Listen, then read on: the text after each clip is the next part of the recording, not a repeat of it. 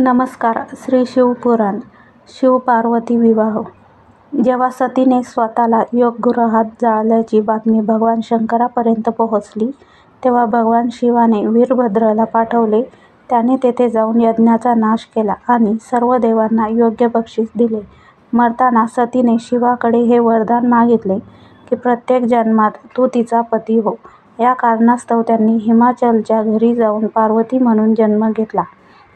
हिमाचलच्या घरात पार्वतीचा जन्म झाल्यापासून तिच्या घरात सुखसंपत्ती होती.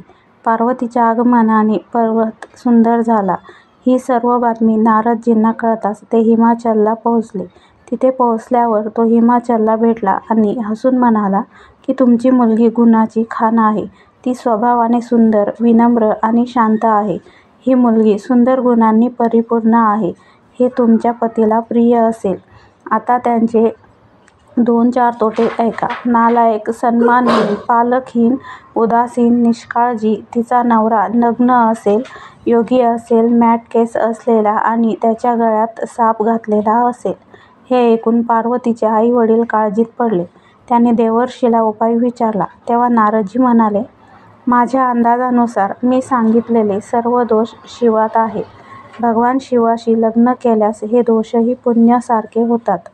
जर तुमच्या मुलीने तपश्चर्या केली तर फक्त भगवान शिवच तिचे भाग्य बदलू शकतात. हे ऐकून पार्वतीजींची माता अस्वस्थ झाली. त्याने पार्वतीच्या वडिलांना आपल्या मुलीचे लग्न योग्य घरात करायला सांगितले, कारण पार्वती मला माझ्या जीवापेक्षा प्रिय आहे. पार्वतीला पाहून मन भरून आले. पार्वती आईला म्हणाली, आई, एका ब्राह्मणाने मला स्वप्नात सांगितले आहे की नारदजींनी जे काही सांगितलेले आहे ते तू सत्य मानून जा आणि तपश्चर्या कर. ही तपश्चर्या तुमच्या दुःखाचा नाश करेल. त्यानंतर आई-वडिलांना मोठ्या आनंदाने समजावल्यानंतर पार्वती तपश्चर्या करायला गेले. पार्वतीजींनी शिवाला पती म्हणून प्राप्त करण्यासाठी तपश्चर्या सुरू केली. परंतु शिवाला सांसारिक बंधनात कधीच रस नव्हता. म्हणून पार्वतीजींनी अत्यंत कठोर तपश्चर्या केली, जेणेकरून शिव प्रसन्न होईल आणि तिच्याशी लग्न करेल.